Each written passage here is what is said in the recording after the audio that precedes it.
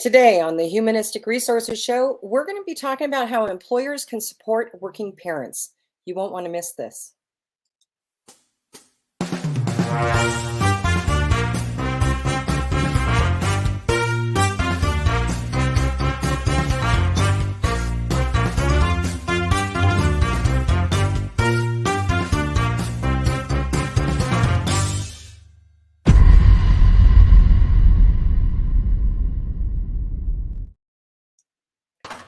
All right, everyone, welcome to the Humanistic Resources Show. Today, as I mentioned, we're going to be talking about how employers can support working parents, and the best person to bring into this conversation is Clarissa Constantine, the founder of the Parent-Tween Connection, who has her own little kiddos, the fur babies, who are barking in the background, which is why she's muted herself. It's okay, Clarissa, go ahead and unmute you. Oh, life with kids, right? Life with kids, four-legged or two-legged, it doesn't really matter. So thanks for saying yes to this. And as I said, you are my go-to person when it comes to wanting to talk about issues that parents are facing. But let's talk a little bit about the Parent-Tween Connection first. How did it come about? So it literally created itself and somehow came through my brain.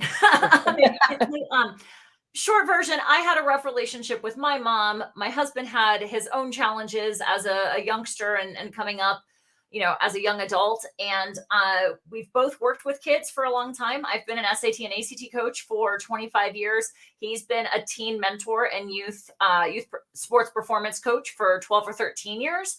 And so although we don't actually have kids of our own, we've worked with thousands, tens of thousands of kids and families between us. And so when friends of ours were navigating some rough stuff with their daughter, she was making every decision that you don't want your 15-year-old daughter making. The mom said to me, I just wish I had other parents to talk to. And I was like, okay, what does that look like? Because again, I'm not a parent, so I didn't really understand what she meant. And so I literally interviewed her 2 or 3 times. And what came out of it is, I wish that I could talk to other parents who've been there and done that and could give me some kind of guidance or sometimes just moral support. The key, though, is without judgment, where someplace I can go and be like, dude, my kid just did this thing and I'm embarrassed. I'm ashamed. Where did I go wrong? Parents don't want to have those conversations. She's like, so number one, parents aren't going to judge me and can actually be moral support and give me guidance. Right. But number two, she said, I've been to the principal, I've been to the therapist, I've been to this professional, I've been to that professional. She's a devout Catholic. She'd been to her priest. Many folks will seek counsel in their house of worship. She's like, I don't know where to go to help my kid. So now Parent-Tween Connection, as I put it, is we're where folks go to find help for them. We are where they go when they don't know where to go. Put it that way. Yeah. And you have a really active Facebook community. Mm-hmm. We've got about 1,700 folks right now. Yeah. Yeah. And they are going there and they are asking the questions. And what's really, really wonderful is they can ask those questions anonymously. Yes. Yep. And that's something that was really important to me because even though we are a closed Facebook group, it is still a platform that I don't own. And therefore, I can't guarantee security, so to speak. So it was really important to me as we created the group that parents could ask anonymously. I do see who posts it, but I'm the only one, or maybe my husband, who's my business partner. We're the only two who can actually approve anything. So we're the only ones who would know who actually shared something. And how has it evolved? Oh my goodness. Folks ask me what my goal is, and I half jokingly, joking, not joking, say world domination. I love it. Because so many of the challenges that parents face, I know you and I are both here in the US, but so many challenges that parents face aren't American issues. Some of them are, right?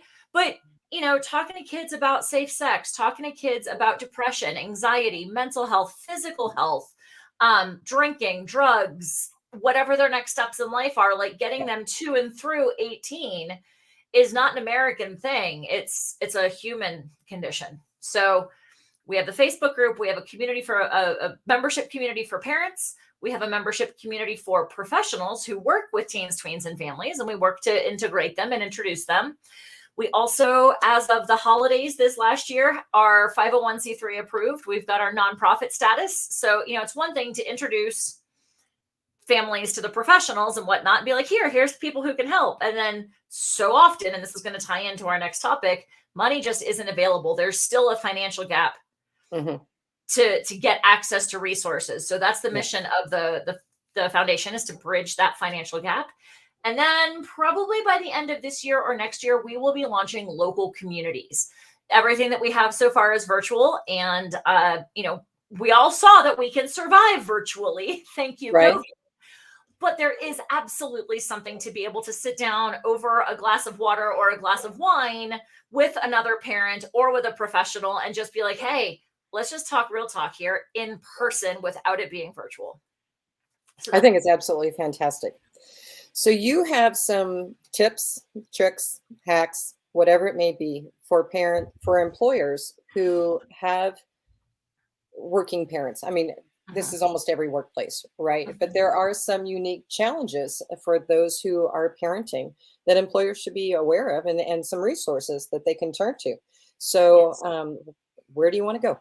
So I first want to kind of ground this in the conversation more toward dealing with kids or supporting parents of kids who are later elementary through high school. There's a lot of research. There's a lot of resources that are available for how to support families when we have new mothers. Paternity leave is becoming more of a commonplace support resource for dads, recognizing that, new moms, new families face their own challenges. I feel like there's a lot less conversation about how we can continue to support families as their kids get older, because their needs change. So that's kind of where I'm coming from at this point.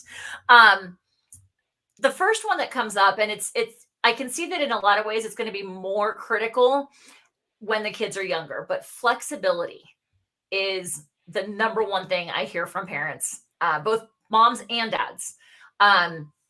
Certainly it's more of a need, I think, when the kids are younger, because there are more in-school activities. There's more, musical presentation at 11 o'clock or an awards presentation at 1, which is often right smack in the middle of the day, where parents want to go to those things when the kids are younger. There's less of that, but there's a whole lot more outside commitments, when it comes to extracurriculars. So like when you've got a kiddo,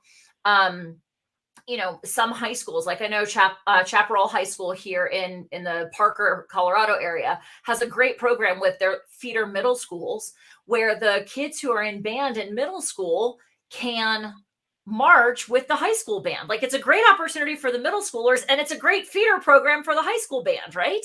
Right. But there's no transit for the kids between the middle schools and the high schools. So that's a great opportunity for kids to participate in something that isn't a morning thing. But, if your kids on the school bus or your kids in carpool, they can't participate that day. You've got to go be able to get them from the middle school to the high school.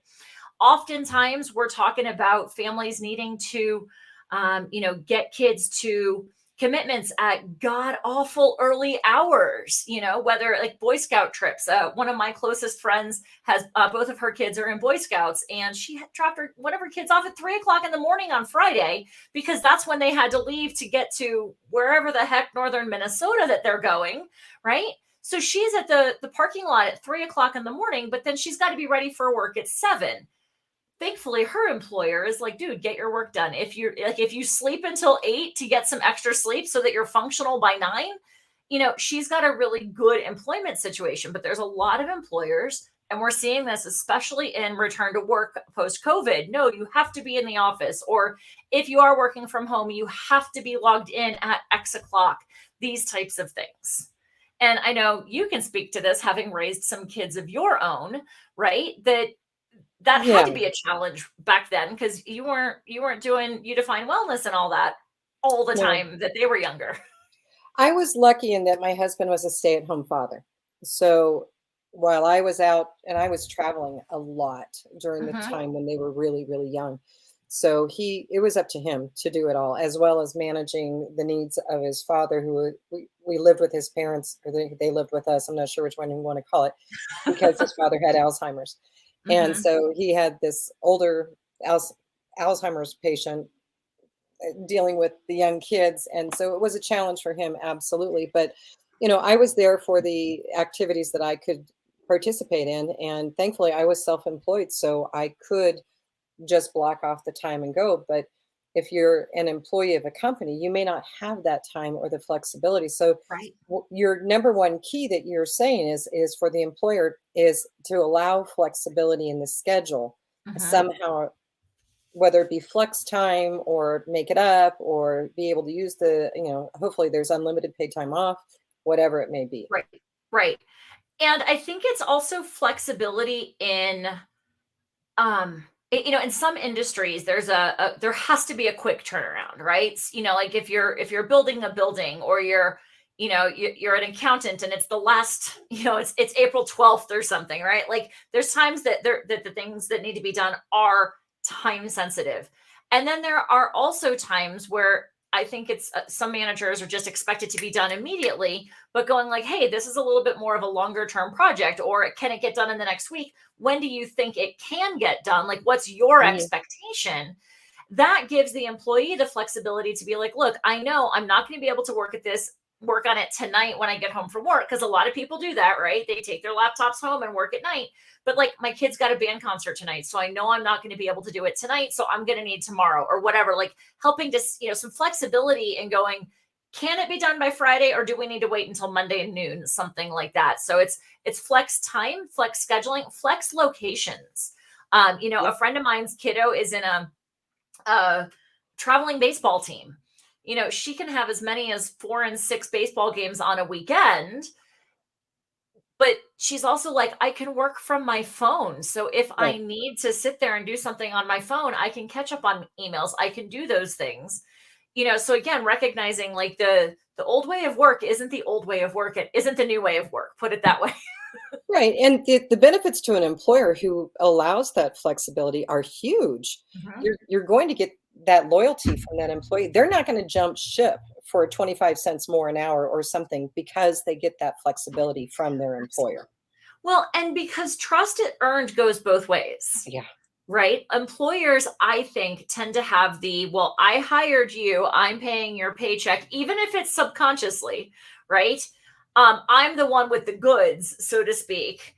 I have to you have to earn my trust, right? As an Mhm. employee. But I think if we look at it like, hey, people are humans before they're employees and before they're managers, again, that goes both directions, right? But go, hey, give them a chance to earn the trust to work flexibly like that, I Um, think it's a great hint. It's a great first step. so the second that I see coming up a lot, especially for older kids, is access to resources. Most of us think mental health, right? Well, we have health insurance. Yeah, you're right. Yes, most employers offer some kind of health insurance, and that health insurance covers traditional healthcare, if you will. And this is where, Denise, I know you and I are going to kind of get on mutual soapboxes, right? Yeah. Because the whole point of You Define Wellness is that there is no one size fits all approach to wellness. And when we're talking supporting teenagers and preteens and pretween or tweens, they're expensive. Did you know? Yes, I do know. They're really expensive, Yeah, it can be. right? Let's think about, you've got a kiddo who going into middle school has an opportunity to explore music Mhm. and decides, I want to play French horn. Okay, well, where are we getting said French horn? Right? We're either going to buy it or we're going to rent it. Both of them are costly. At least with a French horn, it's the same sized instrument for the duration of their musical experience. If we have a kiddo who gets into athletics, we know kids grow like weeds. Well, if your Mhm. kid, I'm going to use hockey as an example because my husband's a hockey player. Hockey equipment ain't cheap. But yet, think of all of the amazing things that kids learn from sports, from arts, from theater, from music, right? Right. They learn teamwork, they learn negotiation, they learn, working with a coach, they learn to be coachable. All of these social aspects, if we're talking athletics, let's think about all the mental health benefits and physical health benefits that come from those. But how's a single mom supposed to afford hockey gear every 6 months because her 12-year-old is growing like a weed? Okay, so that's where you are an excellent resource with the parent-twin connection, because that's a question that a parent could ask on your forum where they, oh gosh, my kid really wants to be playing hockey and get into it, and I can't afford it, and it's driving me crazy. Anybody have any ideas? How did you make it affordable? If nothing else, maybe even exchanging gear. And 100%. so you are an excellent resource that the human resources department of a company needs to have your name, the Parent Bingo. Twin Connection, listed on their list of resources when one of their employees is going through something. Absolutely. Whether Yeah. it's how do I afford the hockey gear, or I'm finally ready to leave an abusive situation, Yeah. or my kid needs chemistry tutoring, right? So Yeah. much of that isn't covered by health insurance. No, and we we don't know what we need until we're suddenly thrust into it. And then it's like, okay, I have to find my way. How am I going to Mhm. find my way? And I've we had a show last month that was about caring for aging parents or other adults. It could be a spouse, it could be a parent, it could be a sibling, it could be a child that's an adult. And the problem is when you suddenly have that event happen, you're, because I just have gone through this recently. Mhm. It's suddenly, okay, I happen to know some things of what to do, but even I was lost in the overwhelm of it. And that's what you're talking about with these parents, is that Yes. they have this huge overwhelm. They're at the workplace, they're at their job, and they've got this huge overwhelm because, Timmy just told them that morning that, hey, I just got on the hockey team and I need this and I need this and I need this. Mhm. Or, hey, I'm a high school senior and I'm going to, you need to shell out $1,000 here and 200 here and, type of thing. Mhm. And knowing that you have the confidence to be able to go to your human resource department and say, what resources do you have available for me on this? Mhm. You define wellness is another resource that every HR department Absolutely. should have, because when somebody is going through something, I was just talking about this morning with someone else, and I said there are many, many, many, many paths to the same destination. Mhm. One may be your health insurance, but that's one. There are other Absolutely. options, but you don't know what they are, and you're in overwhelm and you're stuck in this rut. You need someone somewhere you can turn to say, I've just been diagnosed with diabetes. Mhm. My primary care physician wants me to be taking insulin every day, or this, do this. I don't really want to do that. Are there other options? Yeah, you can talk to someone else who is another professional that could perhaps talk to you about alternative ways to help manage your diabetes, and not saying no to Western medicine Right? ever, but we just don't know these things. Well, and then let's add on to that. What if we have a parent whose kid was just diagnosed with diabetes? Yeah. What do I What are do? the resources there? Yeah. And what if you have multiple children Hmm. and only one of them was diagnosed? Hmm. Um, how do we support them? How do we support the whole family? How do Hmm. we bring in somebody, a nutritionist for the entire family to Hmm. say, hey, here's what kiddo who was just diagnosed needs to do. We can't have candy around anymore. Well, do we take candy away from the entire family, or do we keep it, but that kid can't have it and he gets to watch his siblings have it, right? So having those types of resources and recognizing that when you're the parent, you've got your own stuff to navigate for sure. But then, like, how do you support your kids and your other kids? Super common topic of conversation is when you have one kiddo with special needs, what happens when that one kiddo needs a lot more time, effort, and energy, the impact on the other kiddos, right? So making sure that we're continuing to support them as well and looking at the concentric circles outside of it. Oh, I think that's awesome. Okay. What's So, number three? I'm intrigued. well, actually, Okay, you're not there there's yet. a part B. Not Okay. only saying, hey, here's how to give them, or here's how to access resources that are free that you still then have to go pay for. I would love to see more companies offer stipends for things that, or for types of support outside of even just health specific aspects.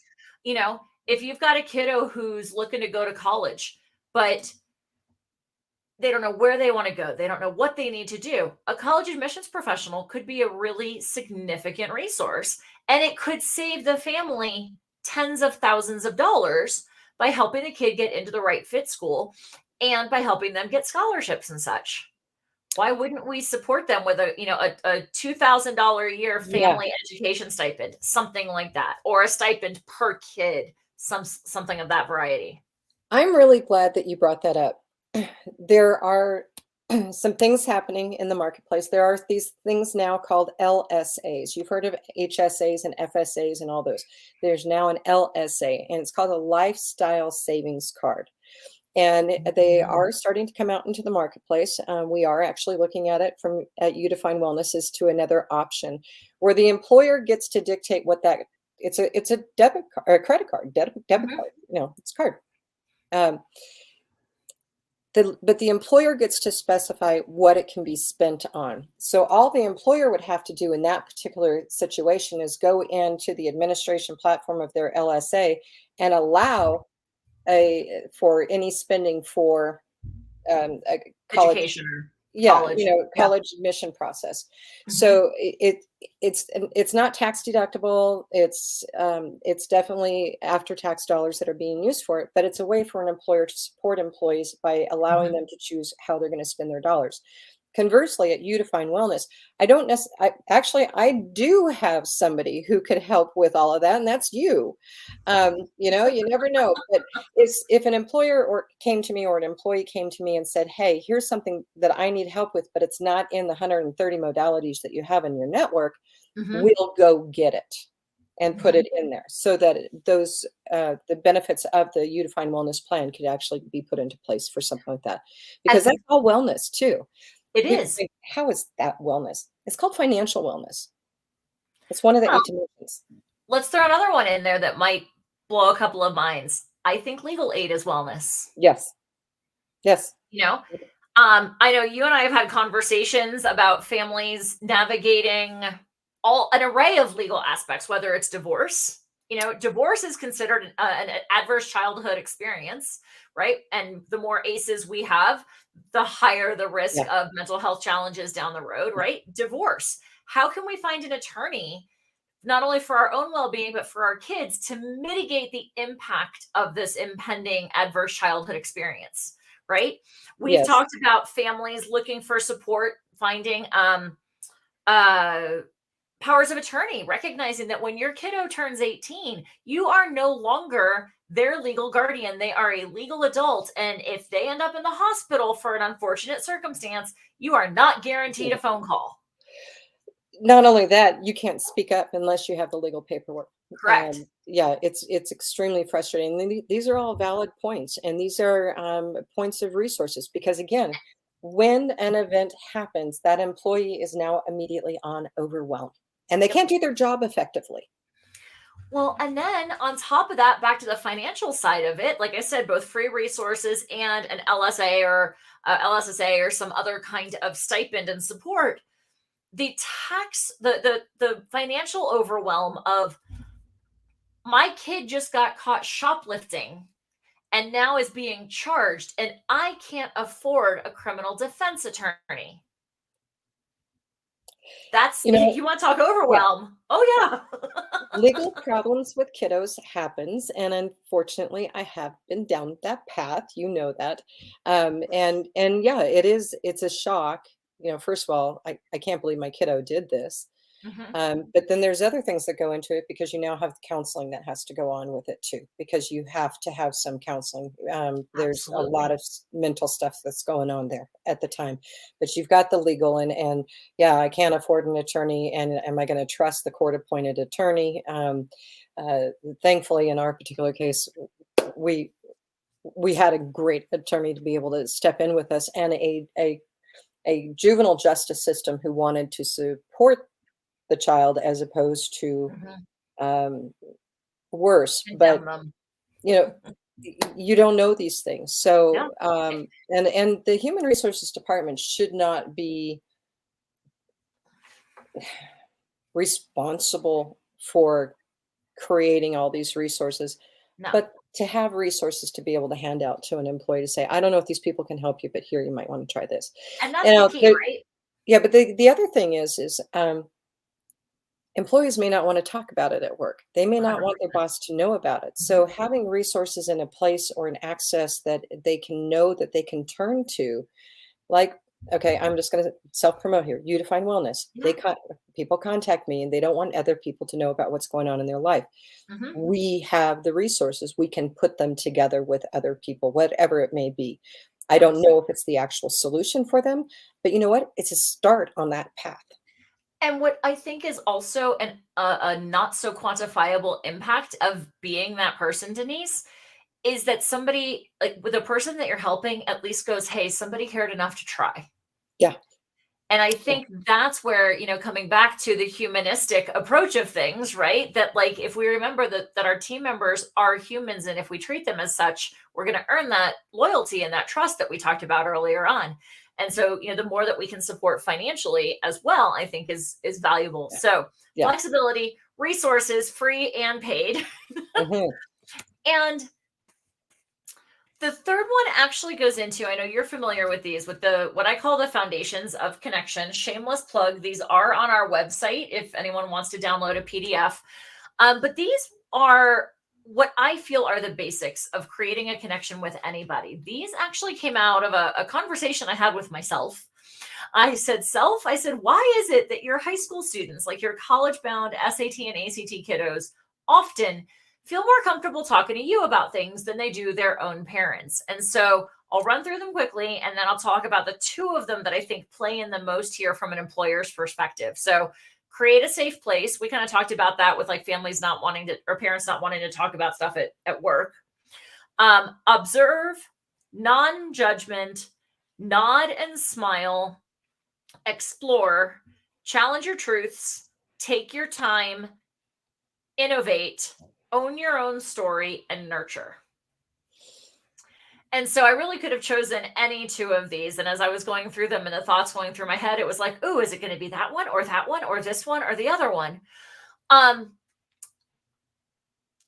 the first one I think I'm going to go back to is create a safe place. Like you were talking Yeah. about with, people um, they don't want to talk about a lot of this at work for an array of reasons. They're Mhm. ashamed just personally, or they're afraid that their boss is going to be like, okay, well, this is going to be a disaster. So, I'm not even going to give you a chance, or whatever the case may be. You've got to make sure that anything brought to you in confidence stays in confidence.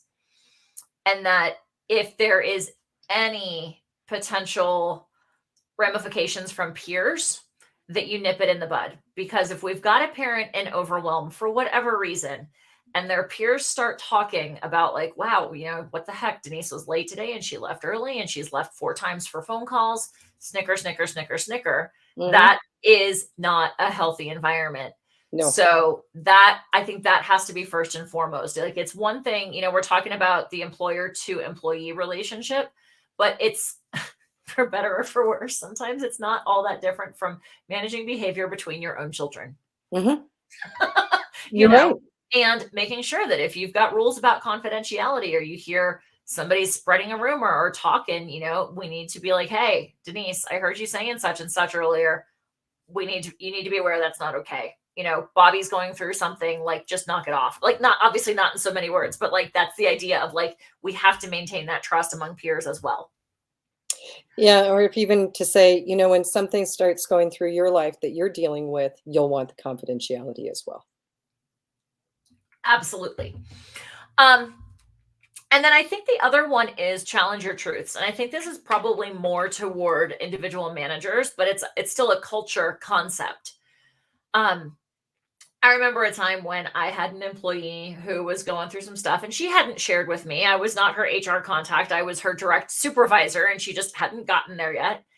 And I remember sitting there going like, what is going on with her? Like, she just seems disengaged. She, like I was saying, like she's late. She's, and And we had a very friendly relationship. So I probably let it go a little longer than I should have, because in the interim, I was sitting there going, like, making all of my own judgments about her and my own assessments that ended up not being fair assessments because I didn't know what else was going on. So when I say challenge your truths, what I mean is think about what is true in your own mind. Like, okay, she was late. I can prove that. I can look at the clock. But then what was my next thought? She didn't care. Mhm. Is that true? Right? So, like, really digging into your own thoughts in this process and going, okay, what can I prove? What's a fact? Versus what am I making up? Not because you're a bad person, but because you're human. Like, that's what we do. Right? And Right. stop and go, wait, what if she does care? But what if her kid came in late last night and she was up late waiting for him because he was late after curfew? Do we stop to think that? Most of us don't. Like, that's, and again, I'm not being judgy. I'm saying that's the human condition. We make things up and they're never like fabulous things, even for ourselves. What if I lose my job, right? We never think like, what if I win the lottery? So, like, stop and look at those thoughts and identify what's really true, what might not be true, and ask yourself, like, what else could be going on? What else? What else? What else? What else is one of my favorite questions. We're going to go ahead and take a commercial break, and then we're going to come back and we're going to explore this a little bit more and find out what's next on the horizon, the parent connection.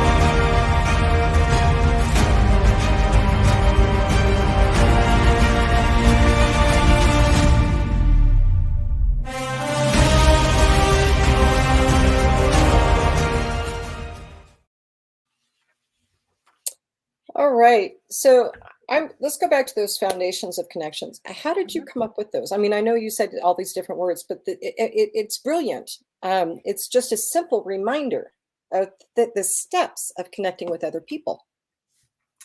I literally sat down, like I said, when I was thinking, like, why do my kids feel more comfortable talking to me about things than they do talking about their parent or talking to their parents about them? What is it that I do or that I bring to the situation? In some cases, purely because I'm not mom. Right. You know, there's a definite benefit, and sometimes at this age range, because them separating is necessary and appropriate. But I was like, what is it that I can present to them? And so as I went through them, I'm like, okay, they have no worries about punishment from me. Hmm. I'm not even giving them a grade. It's not like I'm a teacher in school. I'm coming at it more from a coach mentality, like an us versus the test Hmm. situation. You know, we're comrades in arms, so to speak. Whereas oftentimes at home, they feel like their parents are the bad guys. You know, when they don't let you do what you want or whatnot. Um, I also don't have the emotional history with them that parents do.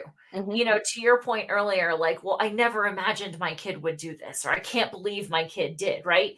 However old your kiddo was when that thought crossed your mind. And I'm sure that crossed your mind more than once, Hmm. Oh yeah, right? many times. Part of the reason you had that question is because you have a history with Hmm. your kiddo.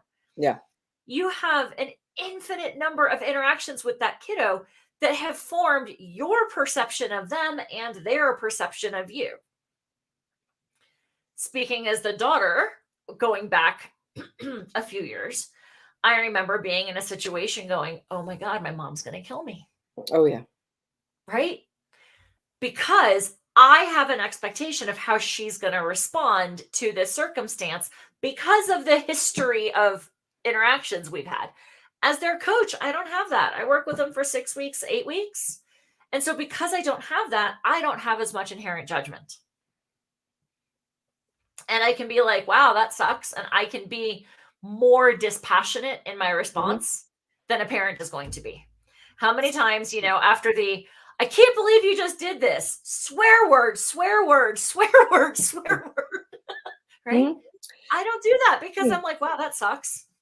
So the foundations are more of a reminder to anyone who reads them. I'm not going to say just parents, but because they're universal, Hmm. of the things that we need to remember when we're making those connections. Absolutely. I love it.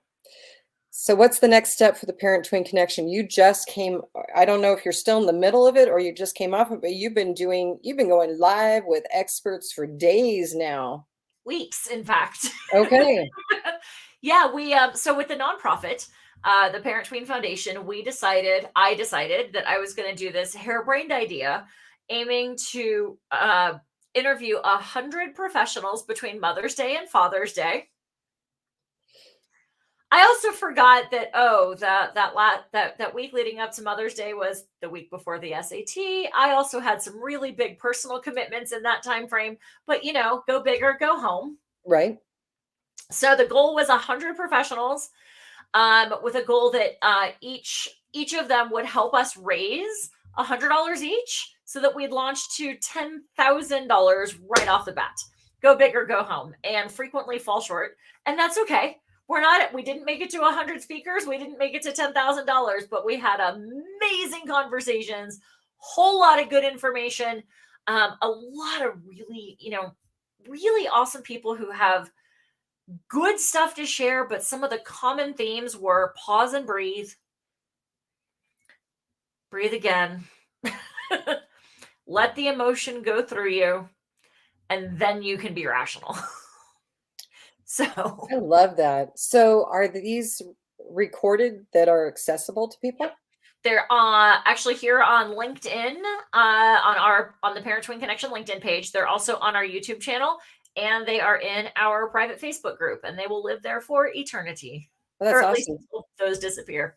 Yeah, so they can just Google and find the Parent Twin Connection and find all these different platforms where Absolutely. those recordings are. I think that's awesome. So how many did you get done? I have to ask. I got to double check because I just booked another couple for this week. I want to say I'm at about 65. Okay. So, still in 5 weeks, that's a lot. I Been fun. yeah, I did this is not a one-upmanship. I had No. a period of time, one of the first events that I did, I decided to allow anybody who wanted to do a presentation would be allowed to do a presentation. We ended up having 51 in 10 days, and that just about killed me. So at least you've spread it out a little bit more, but nobody really understands the amount of energy it takes to do those. And you're coming from a position of love and Mhm. wanting to really support those out there. Absolutely. Well, I mean, families need help. If COVID showed us anything, it's that families worldwide have a lot more going on behind closed doors than we realize. We saw the rates of divorce go through the roof. We saw rates of domestic violence go through the roof. We've seen mental health challenges go through the roof. We Yeah, need each other. yeah. That's just the bottom line. And if we're not leading with love and helping, why are we doing anything? Yeah. I'm going to give you an opportunity for final thoughts. Anything that we have not covered that you wanted to make sure that we covered, or where we're going, or anything that you want to share at this point in time. So much comes back to connection just between human beings. And I don't think it's ever over.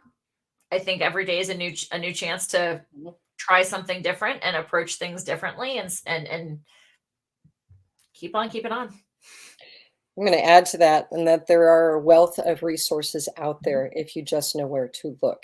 And here's one place to go look, and don't pass it up. So with that being said, Clarissa, thank you very much for Mhm. speaking with me today, sharing your wisdom. These 3 tips, they're absolutely fantastic. I'm going to be watching it time and time again, because there's little nuggets in all of it. But I appreciate your friendship and your support as well, and being here today to share all this wisdom. Thanks for doing what you do with You Define Wellness and just the way that you show up in the world. It's an honor and a privilege, my friend. Oh, thank you. And with that being said, everyone, catch us every Tuesday for the Humanistic Resources Show, where we are bringing wellness in a whole different light with topics that you are not expecting that can help you in your job today to build and support your workforce the way that you're wanting to build it. So with that being said, we'll see you guys next week. Thanks, Denise.